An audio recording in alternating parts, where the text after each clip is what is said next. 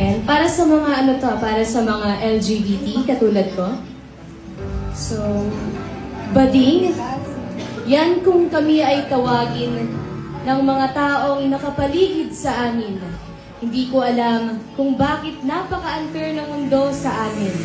Tao din kami na nilalang ng Diyos para mahalin at hindi para kutsain. Mga bading na mahirap tanggapin ng mga taong mahirap intindihin kung bakit ganito ang sitwasyon namin. Sitwasyon ng pagiging bading ay hindi madali para sa amin. Sino ba naman kami para gustuhin na maging isang bading? Ipinanganak kami na may nakatatak ng bahaghari na nagsisimbolo ng aming pagkatao. Pagkataong hindi namin dinikta sa aming sarili dahil kusa itong naramdaman at hindi namin pinili.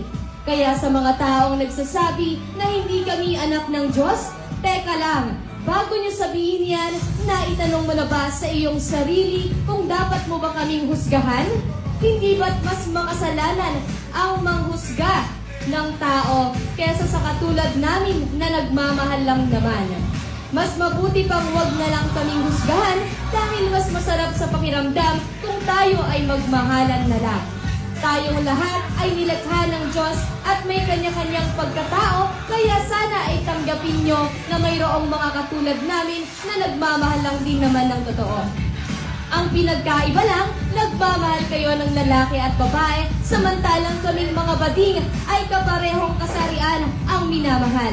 Pero uulitin ko, walang masamang magmahal dahil mas masahol pa yung ibang tao na kayang manakit ng kapwa-tao at makasalanan ang pagnanakaw, pagkitil ng buhay ng isang tao, lalong-lalo na ang pagpapalaglag ng isang walang kamuwang-muwang na batang walang alam kung bakit siya ay nabuo sa sinapupunan ng kanyang magulang na mas piniling ilaglag kaysa alagaan. Kaya sa mga katulad kong bading, huwag niyong ikahiya kung sino at ano kayo. Nandito tayo para mabuhay ng payapa na walang panghuhusgang matatanggap dahil isa rin tayong anak ng Diyos na may karapatang magmahal at mabuhay sa mundong ating kinatatayuan.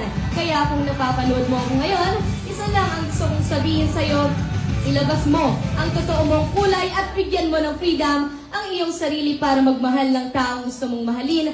Palayain mo ang iyong sarili at ipakita sa buong mundo na kaya nating mabuhay at lumaban ng patas para sa pagkatao nating minsan lang kinutsa ng mga taong mapangusga na walang alam sa nararamdaman natin. Mga bading, laban, nandito lang ako para maging boses ng mga kabaklaan. Thank you.